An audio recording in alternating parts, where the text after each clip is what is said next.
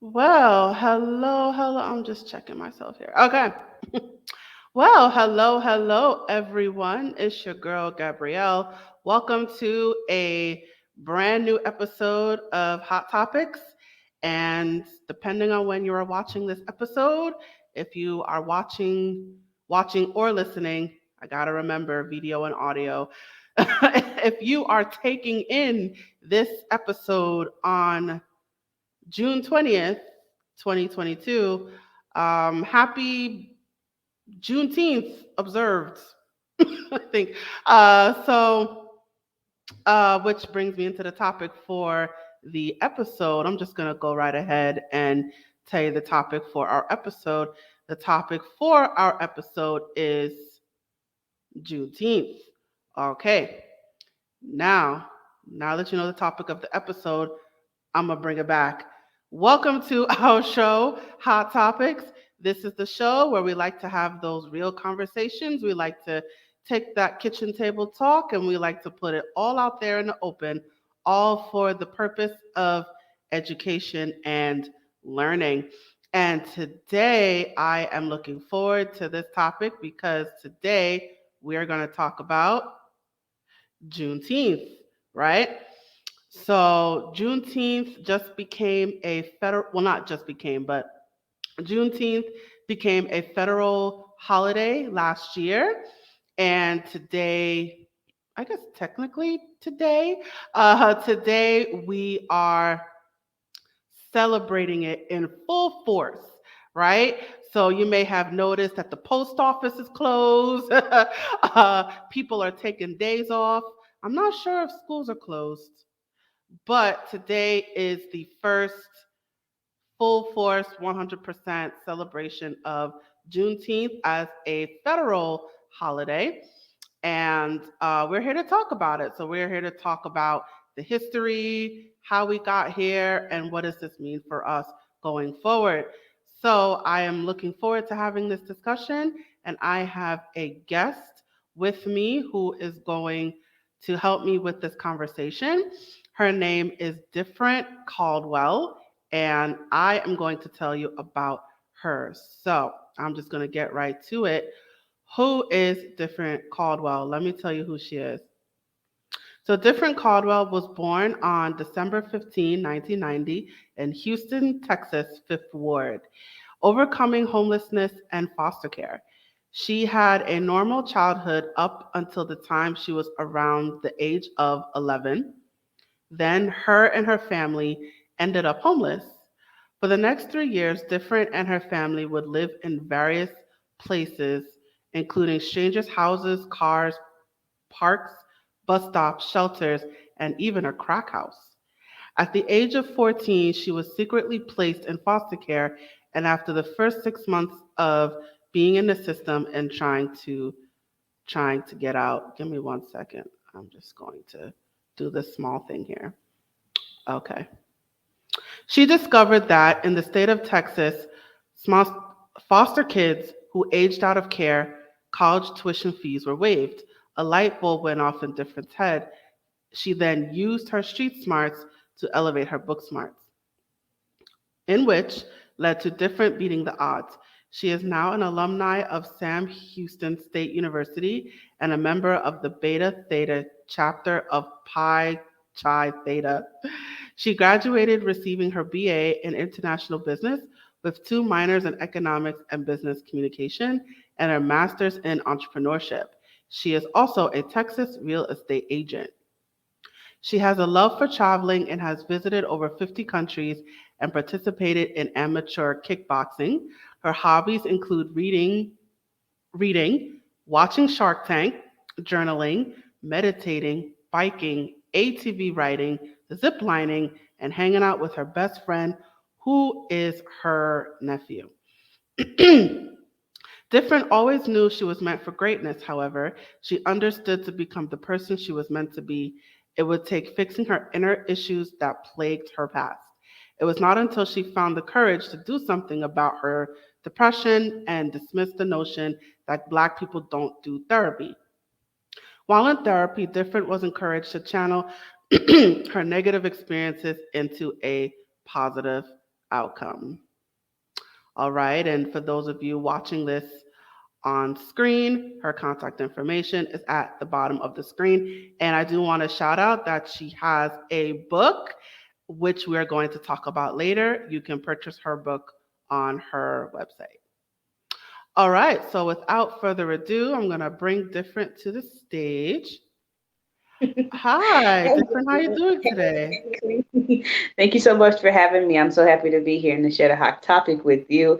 I'm laughing because you, you butchered my fraternity. It's Phi Chi Theta. But that's okay. Shout out to them and the Bearcats. And yes, you guys, what's up? My name is Different, spelled Difernt. I'm an author, motivational speaker, and CEO of my own business, Third Eye Entertainment LLC, a business that strives to bring social awareness to society through our products and services, in which it educates, inspires, and entertains all at once. And I'm just so happy to be here with you, ladies. So thank you so much for having me. Let's get All to it. all right. Sorry about the butchering. Oh, it's no worries. But yes, thank you for coming on. So today we're Hmm. going to talk about Juneteenth, and I wanted to, have an honest discussion about, you know, Yes. what it is and how we got here, and Hmm. what does this mean going forward. So let's get right into it. Yep. Yep. So Let's get let's, into it. yeah, yeah. So let's start with the basic question. What Hmm. is it? What is Juneteenth?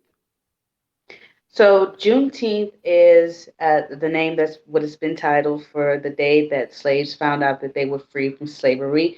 It turned out that on June 19th, 1865, where General Granger, I'm sorry if I'm butchering his name, but Granger rode into Galveston, Texas, and finally, 2 months after General Robert E. Lee of the South was defeated, he was able to infiltrate and get into Galveston, Texas, and notify um, mass slaves that they were free. All a total of 250,000 slaves, which at most point was where in Texas, where most slaves were located. That was the largest, besides Florida. Texas was one of the largest places where slaves were held.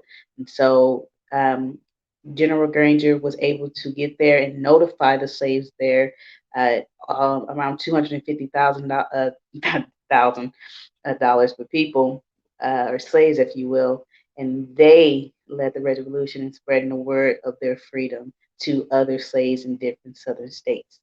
Um, it wasn't until around 1872 when Black businessmen in Galveston started coming together and celebrating. They originally called it the Jubilee or Freedom Day. They later changed it to Juneteenth, with the mesh of June and the 19th mixed together. They would have parties and festivities and parades and rodeo. They also purchased, I believe, 10 acres of land in Houston, Texas, where I'm from, and called it Emancipation Park, which is actually where they hold a big festival every year. They actually had one yesterday for Juneteenth. And so and years down the road in 1980, a black legislator in the state of Texas by the name of Al Edwards, I believe, he actually pushed for Juneteenth being recognized as a holiday in the state of Texas in January 1980. That's when Juneteenth officially became an actual holiday. Uh, Pushing it forward to June 2021, it's now a federal holiday. And so, Thank you so much for that. mhm, So just to reiterate, it just recently became a federal of course. holiday Mhm, just last year. mhm, So what? Let's talk about the word itself, Juneteenth. What mhm. that signifies a specific day. What day is that? June 19th. Again, that's the day that not Robert Lee, but General Granger was able to notify. That's the day that they found out that they were free. They were actually free 2 years prior to that date in 1863, where President Abraham Lincoln originally uh, uh, came up with the Emancipation Proclamation, freeing of all Southern slaves. However, due to Southern slave holders withholding that information from their slaves. They wasn't going to let their grand, prize go. So they didn't know. And mind you, slaves down south did not know how to read or write, as well as any type of communication, such as people sending letters, trying to notify or printing any type of newspapers, trying to notify black slaves in the South that they were free. That was stopped at the borders. And so that's also what took it so long for the slaves to be notified of their freedom. And it wasn't until June 19th, when the day Granger finally made it into um, Galveston, Texas, and notified one of the marshals there, or one of the laws there, that the slaves were free. And so that was the day that's why that date is important. June 19th was the day that they actually found out that they were free. So I want to um, point out the something significant was that um, the the slaves were officially freed 2 years prior, Mm-hmm. but it took about 2.5 years Mm-hmm. for word to get out. So there was no cell phones, there was no Yeah, technology. So couldn't let's be him back let's in the day. Just what was that? Oh, good old pen and paper and good old horse Charlie, Charlie the horse. But also it wasn't just that; it was the fact that uh, the Southern slaves had made it it was on purpose that they withheld that information. They of course they wasn't going to let their slaves go, because that means they would be out of business. But as well as it wasn't until General E. Lee, he finally surrendered after they had ran out of resources as well. That's what also helped push along the Proclamation of Emancipation, as well as Granger being able to infiltrate Galveston, Texas, is because they ran out of the resources to do battles, such as running out of ammunition, losing soldiers in battles, lack of medical supplies and food and shelter. And so that also wore down on the South, and helped the North win the war as well, and free the slaves, if you will. so let's talk about let's just want to bring it back a little bit. So can I'm sorry you if I'm getting ahead. so yeah, it's fine.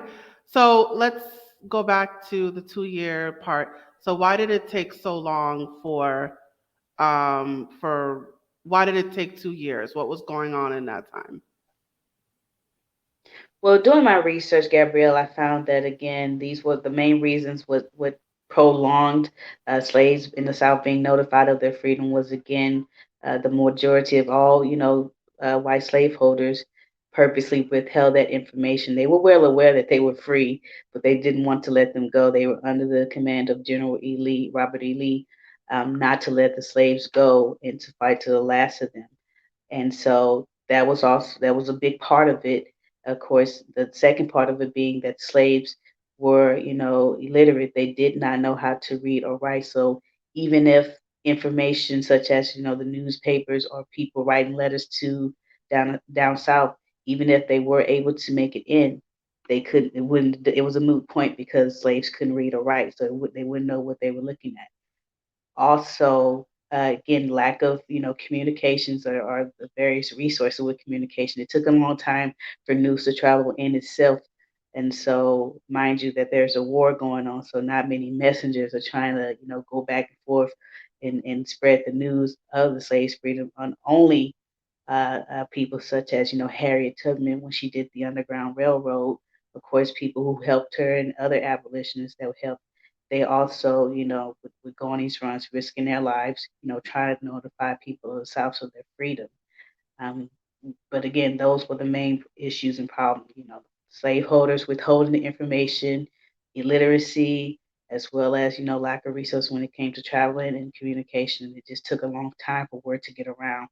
Even when the slaves were notified in 1865, and it was they made sure to go to where a lot of the slaves were, which was in Texas. That's why that Granger went to Galveston, because that's where the majority of the slaves were. It's over 250,000 slaves in Texas at that time, and so they went to a place where the other slaves can get the word out to other slaves that they were free in the masses. And so even when they got to Texas and notified, it still took some time. It didn't take as long as 2 years, but it still took months for other slaves in different states to know of their freedom as well. So it took the cooperation of other freed black people to to to Mhm. let Once we the got the news, once Granger came and gave us the news, we ran and told everybody else that was in different states, other southern, slave states.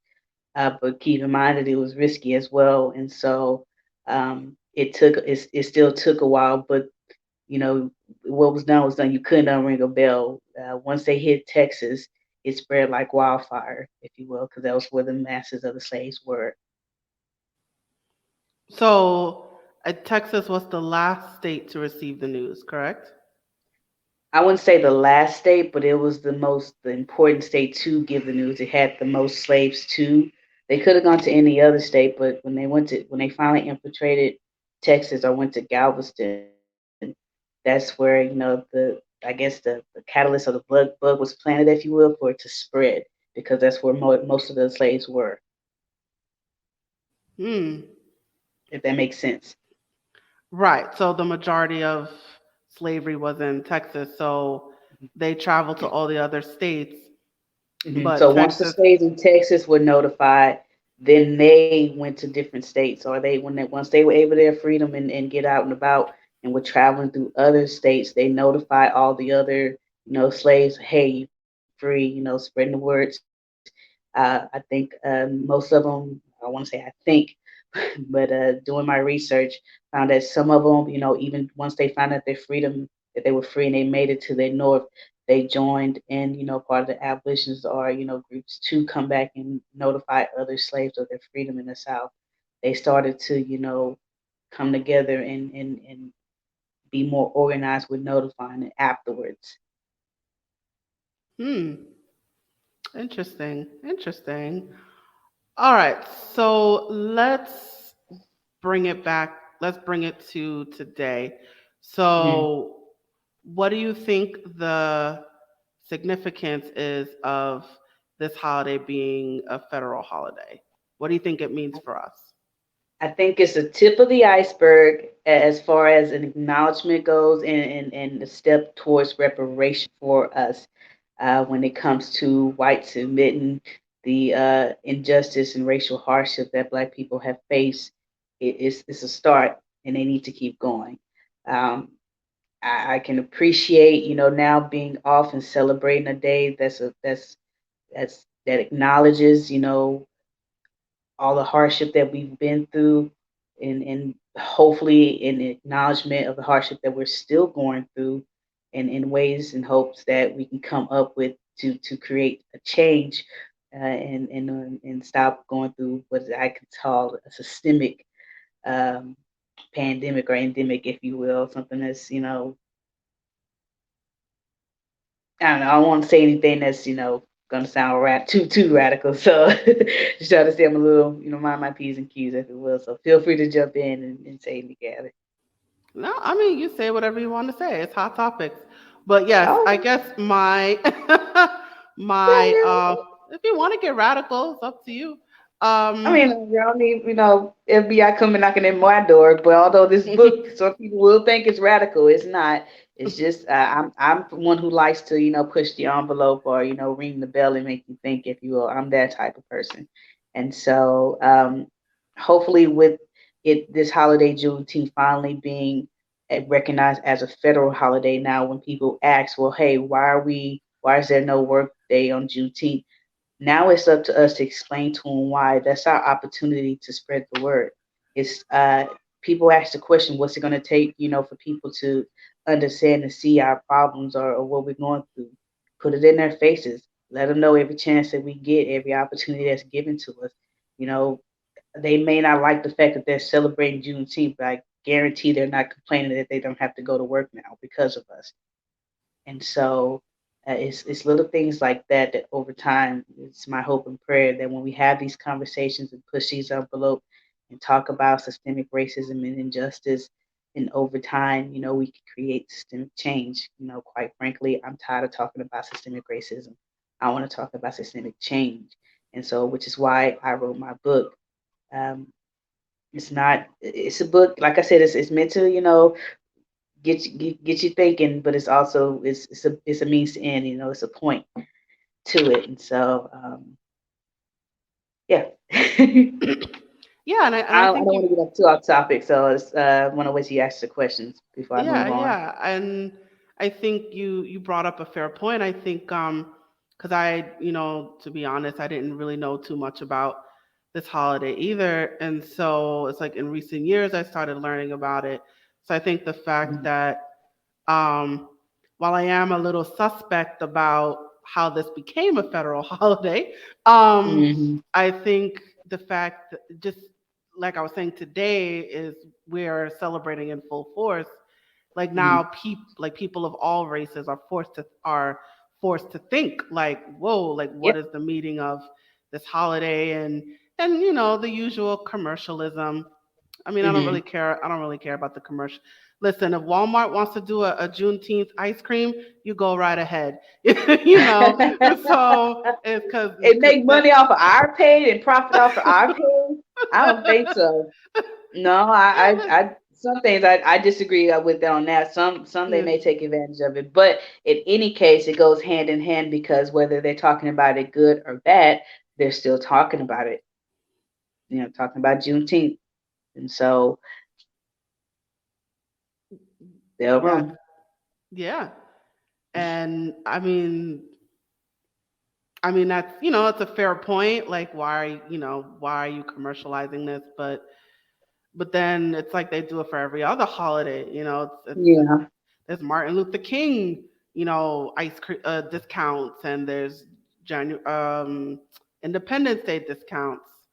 So like, why not a Juneteenth discount? But um, but I think the fact that it's out there now, even if it Hmm. is commercialized, it's forcing people to think and it's forcing people to ask questions and it's putting it in the mainstream media and it's putting it in their face. Hmm.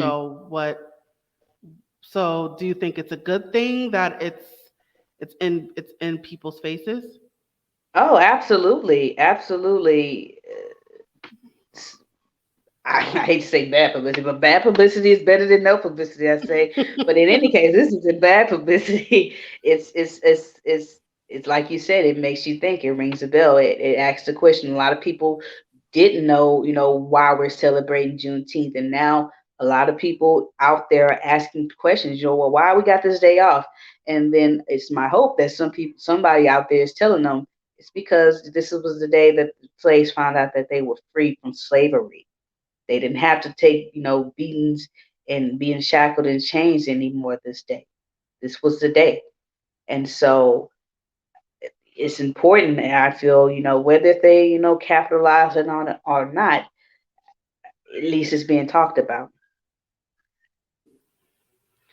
So I was I wanted to get your thoughts on the circumstances that surrounded Juneteenth becoming a federal holiday. I mean, I feel like I'm Miss Paranoid. I'm Mrs. Paranoid.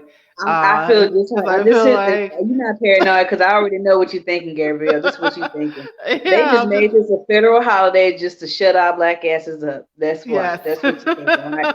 I think the same thing too, but here's what I say. Let's take this momentum and let's turn it up on them now. Now that they've done this, they this like I said, is the tip of the iceberg.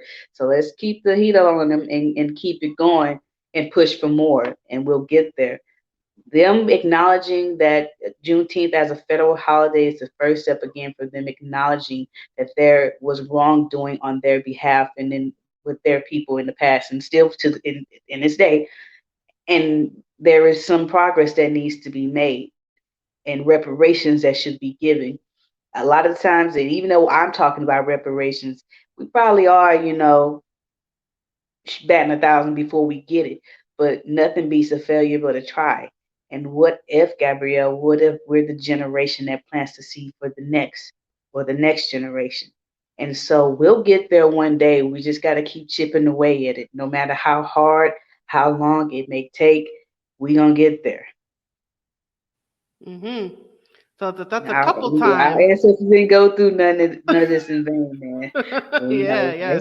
All of yeah, nowhere to get. yeah. I feel like I know as Black people, I always, I try to look at things at as a positive. Like, Hmm. yeah, we still trying to fight for our rights and voting rights and Hmm. housing and redlining, and we still have all these things going on. Like, and even Hmm. as soon as slavery ended, the powers that be were like, well, no, and then Jim Crow laws came right after that. Hmm. But Hmm. and so we're still fighting. We're still fighting. But I think if we kind of look, even what is it over? I'm trying to like over 400. Even if we just look at where we were then and where we are now, I definitely think we've made a lot of progress and we came farther than. We made a lot of progress, Gabrielle, but I can tell you, I think it would be much more simpler if we as a whole, we had, and I'm a realist, so that means just speaking the truth, even if it's the ugly truth and talking about ourselves. Go right Us ahead. as one, the Black community, we got to come together, man, and stick together, not just on one occasion, but all occasions, man. You've seen it firsthand when it came to Obama, man. When we wanted to get a Black person in office, what we do, we came together, man, and we got him in this office and kept him in the office. So we have shown just how powerful we can be, and when we come together and move as one, as a powerful, forceful as one at that. And so it's going to take us coming together, people that are, that have large platforms and that have the opportunity to get out there and promote and speak on these issues that people like to sweep under the rug, no matter if it hurts the bag or if it hurts, your clientele. Sometimes speaking the truth, you got to take that L if it's worth it, man. And I know with me in my book, a lot of the people, I've lost a lot of friends in the process, and that's okay because for me it's worth it. In the end, it's gonna pay off. I feel and believe it. As a matter of fact, that what I'm speaking is the truth. It's not a lie, and so it's nothing that I'm doing wrong with this book, and it's going to catch fire just like it's supposed to. And so um, when we that's one of the issues that in itself they gave us the rope, but we're hanging ourselves when we don't come together. So it's on us to cut the rope and start building and binding, bridges between one another. And when we do that, then we will be able to rebuild in ourselves and be able to suffice and not have to depend on them and call for reparations because they're not going to give it to us. They feel like, I think, to them, this is good enough.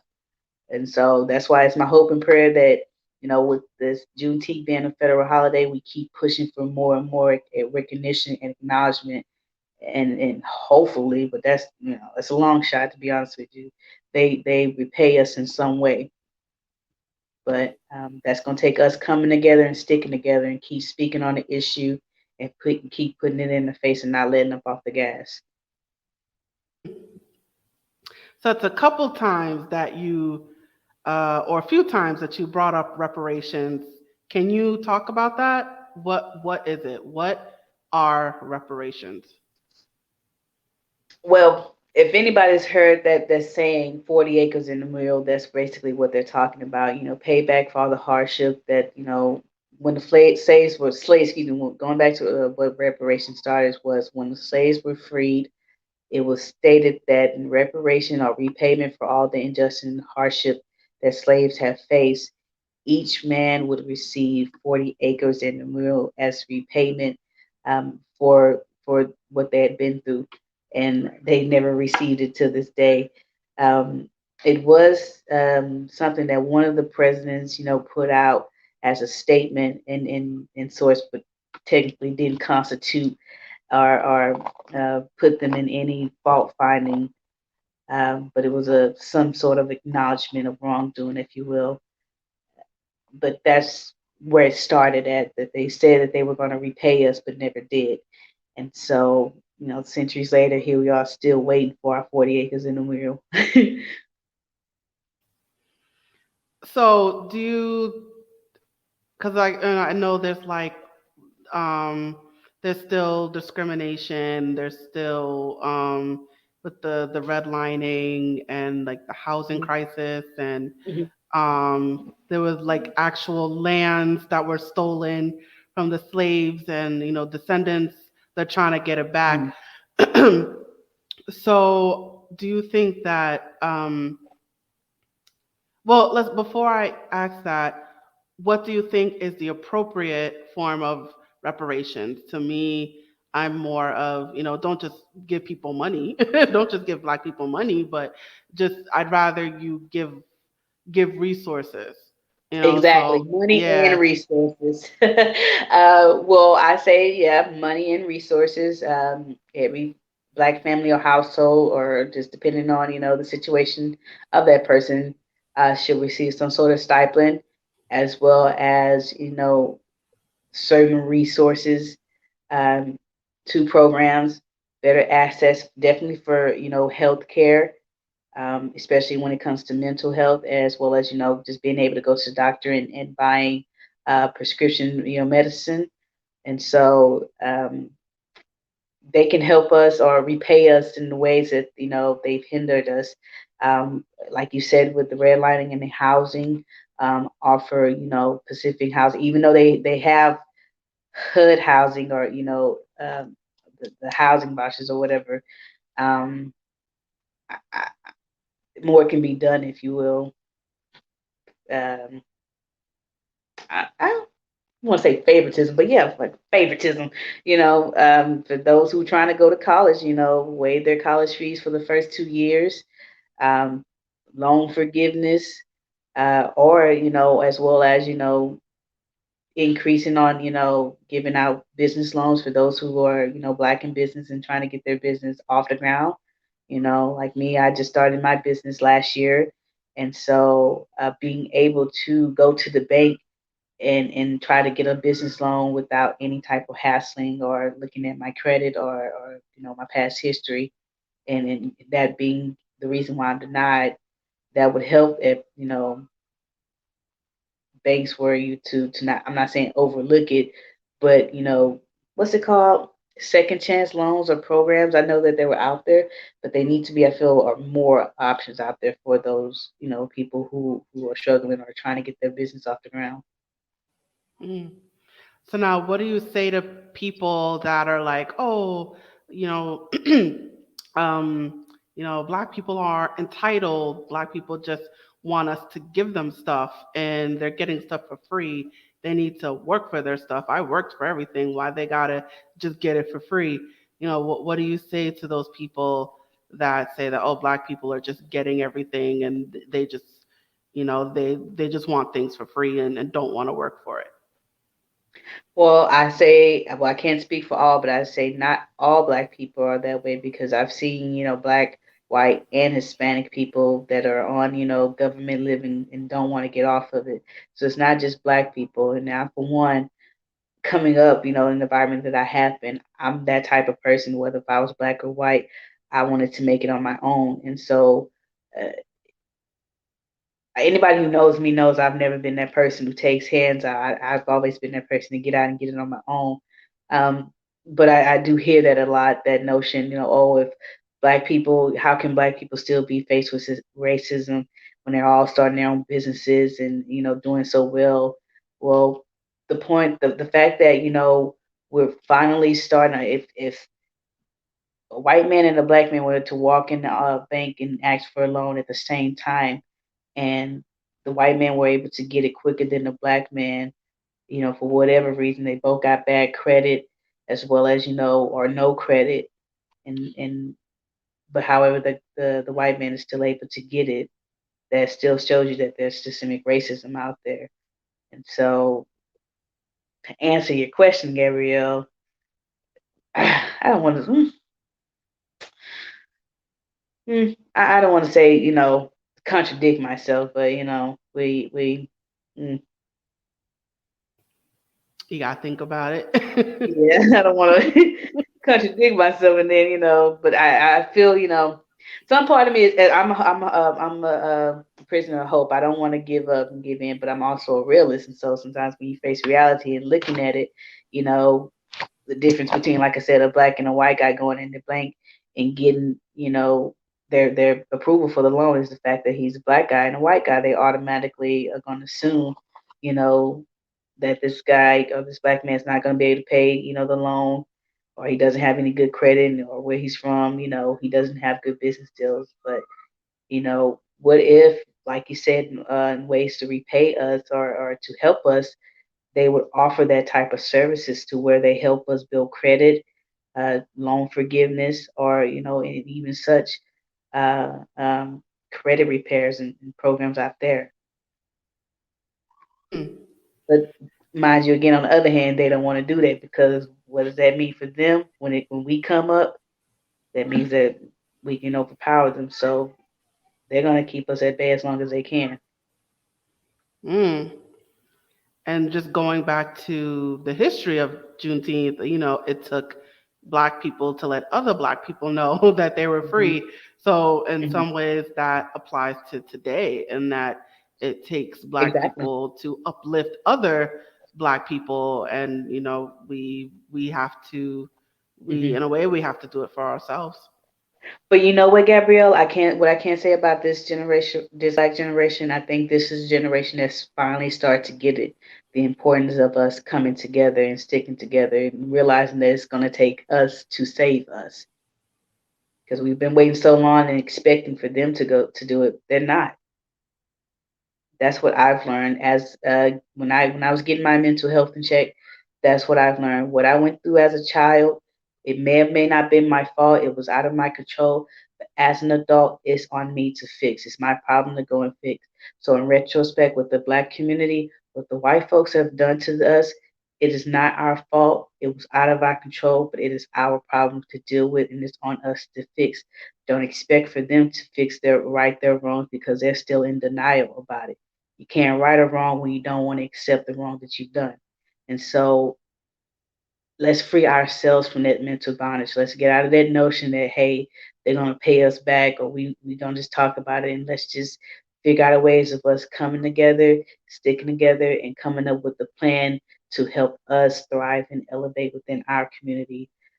Chinese people do it. They got their own little network within the U.S. They don't go outside to, and if anything happened within their community, they don't go, to the police department. They have their own police people to handle that. And so that's something that we can benefit. We can learn from them, how they operate and have their own within the U.S. I would like something like that for us. So we would have to come together a lot more to do Hmm. that.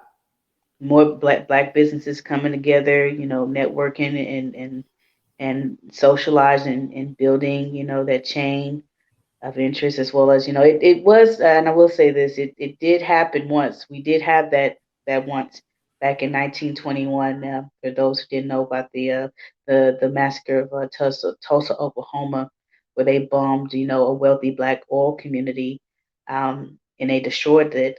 And so we did have that once upon a time. And so my thought is, if we had it once, why not? We can do it again and do it better. Mm. So you're saying we should We rebuild, we should rebuild Black Wall Street. Hmm.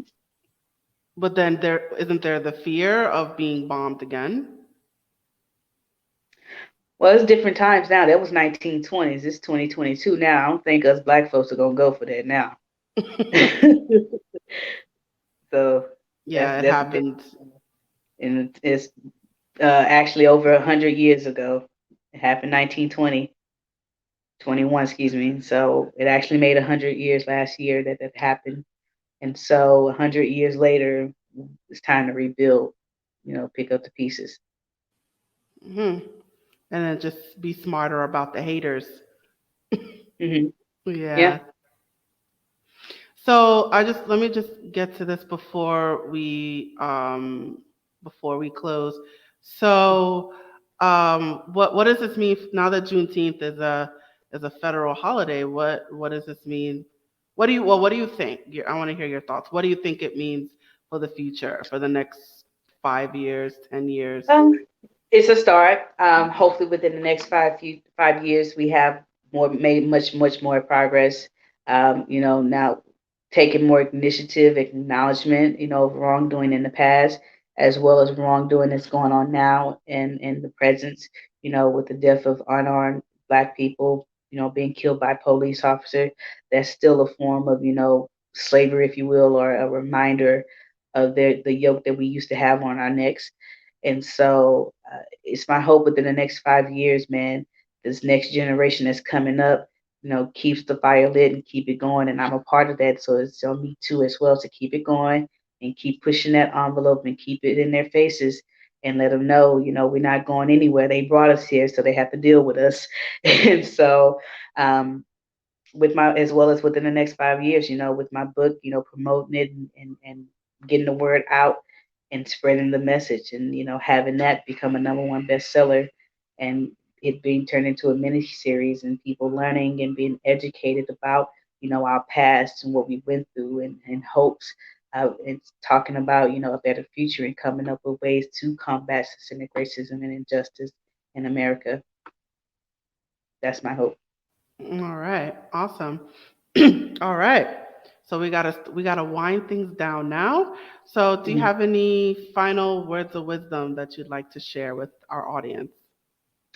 I'm a real big advocate on mental health wellness and getting it in check. And so I'd like to just make this statement that for anybody that's going through any type of mental anguish, depression, anxiety, being bullied, feeling suicidal, or know somebody that is, please know that it is okay to not be okay, but just don't sit there and not be okay. Go get help, go talk with somebody, being a therapist, family member, a friend, picking up a hobby, going to cut those off people off that mean well, or mending those broken bridges, doing something that frees you from that mental bondage and keeps you from going off the deep end and possibly taking somebody with you. If you need to, anybody out there that's watching or listening, please, if you need to, call 1-800-273-8255.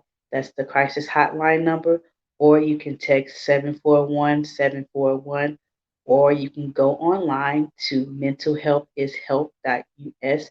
If anybody is listening and watching outside the US, you can go online to incounseling.com. It has the directory for all the countries' crisis hotline and phone numbers. It's spelled ENCOUNCELING.com. That's incounseling.com. So again, remember, it's okay to not be okay, but just don't sit there and not be okay. And so that's my words of wisdom, you guys. Awesome, awesome. Beautiful words of wisdom. All right, different. Thank you. Thank you so much for As that. And well thank as, you. oh Go yes, go ahead. ahead. I'm sorry. No, Oh, I'll say I was thank you. also, yeah, yeah. Thank you so Go much for ahead. Go having me on ahead. the show. I truly appreciate the opportunity. You're a queen and you have a crown on your head and you're rocking it oh so well. Don't you ever forget it. And my book, What If? A Controversial Paradigm Shift, is available on my website, differenceworld.net. As well as if you guys are watching, you can go to my YouTube channel and subscribe and see all my videos I do on social media awareness, excuse me, social awareness, as well as my travel videos. I'm an avid traveler. I like to travel all over the world. And so I have that as well. So differenceworld.net, again spelled Diferentsworld.net, is where you can get my book, What If? A Controversial Paradigm Shift. Again, it's a book that's written to encourage and inform thought provoking conversations about injustice and systemic racism in America. And it's done through graphic and provocative illustrations. And so, again, be advised that it's also intended for mature audience as well. And so, differenceworld.net, All right. difference So world. you Learn. Yes. So you guys Mhm. heard it, right? So she has that book. Go to her website to get that book, Different, Difernt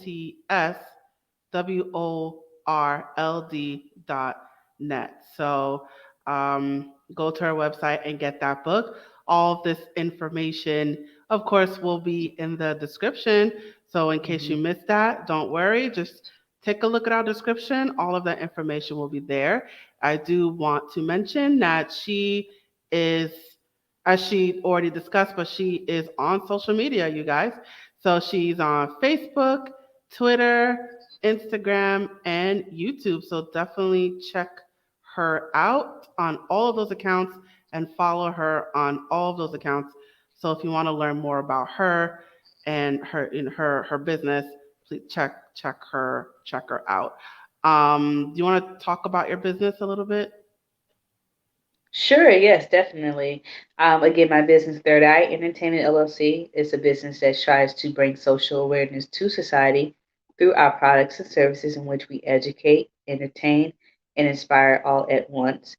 We talk about social issues that are considered taboo or often swept under the rug, again, such as injustice or systemic racism, raising mental health awareness, speaking on suicide prevention or domestic violence, even child sex trafficking, or even LGBTQ issues or rights.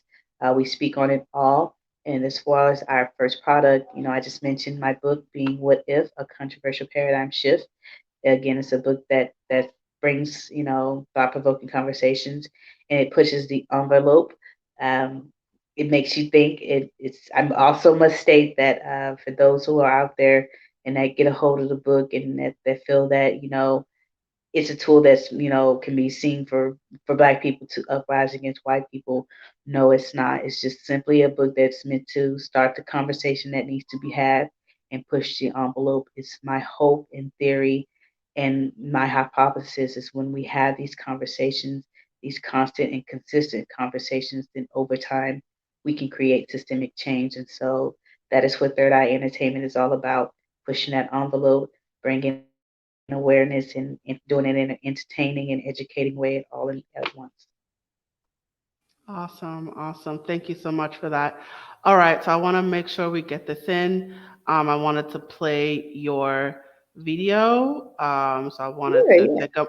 take a moment and do that now. Yay. What if?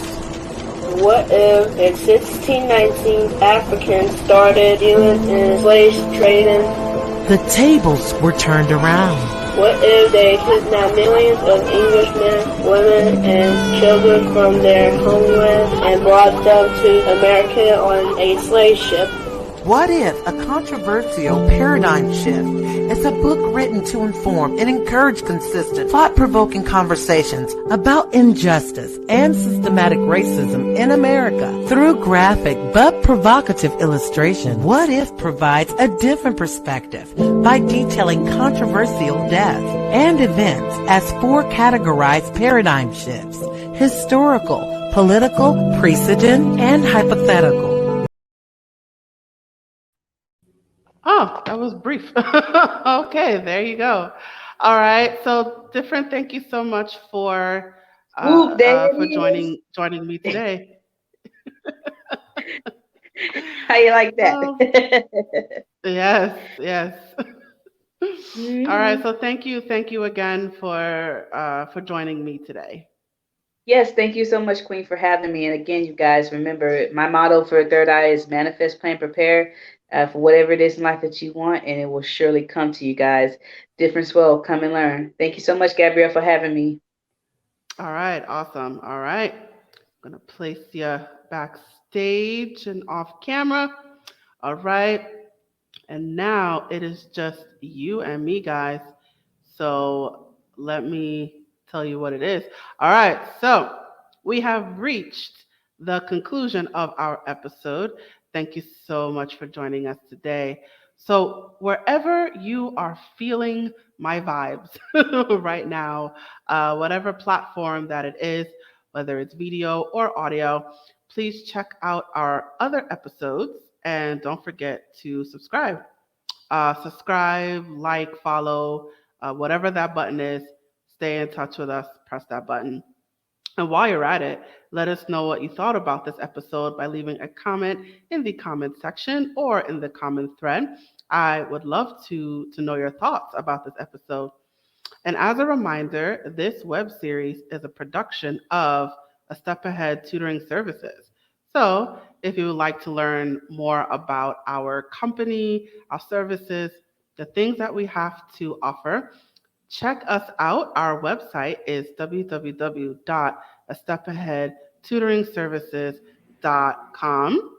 And I will say, and I will encourage you to check us out because we are giving a 15% discount to anyone that mentions that they heard about us from Hot Topics. And you can use that 15% discount off of 6 hours of tutoring. I'm going to repeat that again. When you reach out to us and you say that you heard about us from Hot Topics, we will give you 15% off 6 hours of tutoring. So I definitely encourage you to take advantage of that discount. I also encourage you to sign up for our email list and our texting list. You will receive exclusive promotions, discounts, special offers, special announcements, special, you guys. So sign up for our email list, sign up for our texting list. That information is in the description. So check us out, and I encourage you to sign up. And for those of you watching this on video, that information is at the bottom of your screen. Okay, so now I'm just going to share this last message before we close. Hey there, have you heard of us? We're a small team of tutors here at A Step Ahead Tutoring Services. We believe that education and information should be accessible to everyone, regardless of income, race, or creed. We're dedicated to making this happen, but we need your help. Please consider making a donation to our company. No amount is too small. Your donation will allow us tutors to remain employed, offer free and low-cost services, put on productions like this web series, and reach out to families nationwide. With your help, we can tackle the academic challenges of our students and the emotional, mental, and behavioral changes that result from these challenges. As a bonus, we can improve our communities in the process. Support us today. Send your donation by Cash App to $ASATS2013, by PayPal or Venmo to @ASATS2013, or by Zelle to success@astepaheadtutoringservices.com.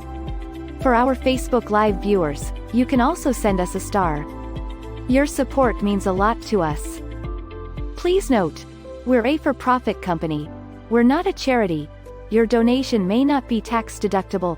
Please consult a tax professional.